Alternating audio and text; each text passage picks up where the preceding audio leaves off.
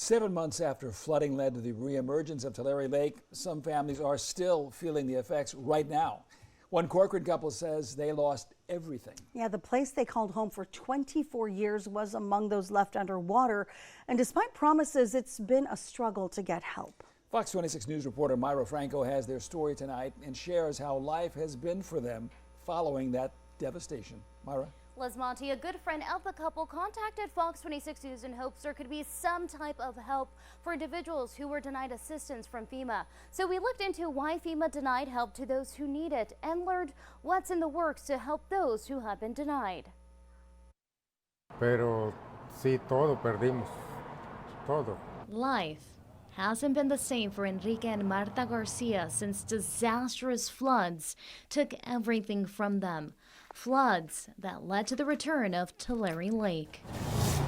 They fight back tears as they remember the chaos in March and how they say they were given just 30 minutes to grab what they could and leave. Lo único que salvamos fue los carros, pero todos los muebles, la ropa, fotos, todo lo que juntamos en 23 años, ahí quedó. Y le dije, ¿y a dónde nos vamos a ir? Me dijo, pues no sé, a dónde busca, a ver a dónde, con algún familiar, algún amigo. They stayed with a family member and later moved to this hotel where they've been for the last 6 weeks paying $600 a week. Cuando les dijeron que se fueran, ¿no les dieron un papel de asistencia o que había ayuda o algo así? No nos dieron ningún papel. The home where the Garcias lived for 23 years belongs to Foster Farms. Enrique works for the company as a poultry manager. He says a portion of every paycheck helped cover housing. And even after the evacuation, he went to work the next day at another location. But he says it wasn't until a month later the company reached out with the number to call FEMA for help. Estabas 23 años ahí viviendo ya como si fueras tu casa. Y de repente te dicen te tienes que salir y no tienes ayuda de parte de la compañía. Nosotros tuvimos que buscar dónde vivir y es duro. Enrique says he was told by FEMA he did not qualify for assistance because the property doesn't belong to him. Fox 26 News reached out to Foster Farms for a statement but did not hear back. We also tried to find out what other help, if any, was available for the Garcias. Kings County says it's working on it. It shared these documents with us. In July, it asked the governor's office for help in urging FEMA to extend individual assistance to Kings County. The governor visited the region to see the flooding firsthand. We're not going to abandon the folks out here. I don't care where folks voted. I care about them and their families. Yet the governor's office rejected Kings County's request, saying with so few uninsured, underinsured primary residents destroyed or with major damage, Cal OES has determined that they are insufficient impacts to warrant a request for FEMA individual assistance. Kings County District 2 Supervisor Richard V says the county is now seeking help on the federal level.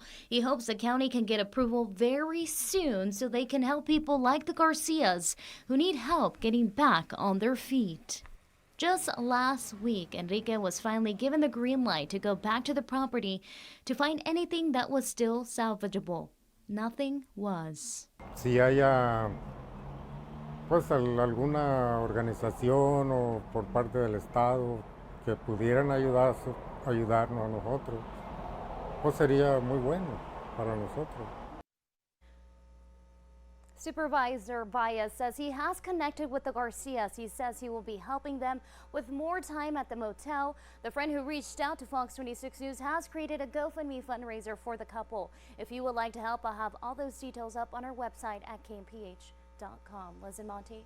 Now again, Myra, this was worker housing where they were staying. So are there others that are also experiencing the same issues that the Garcias are experiencing? Exactly. I can confirm there was one other person who is also staying at a motel going through the exact same thing. I'm pretty sure more will come forward after this story airs. Thank you, Myra. Kings County leaders say they asked the governor's office why it only focused on the number of damaged homes and not demographics to decide on which individuals to help.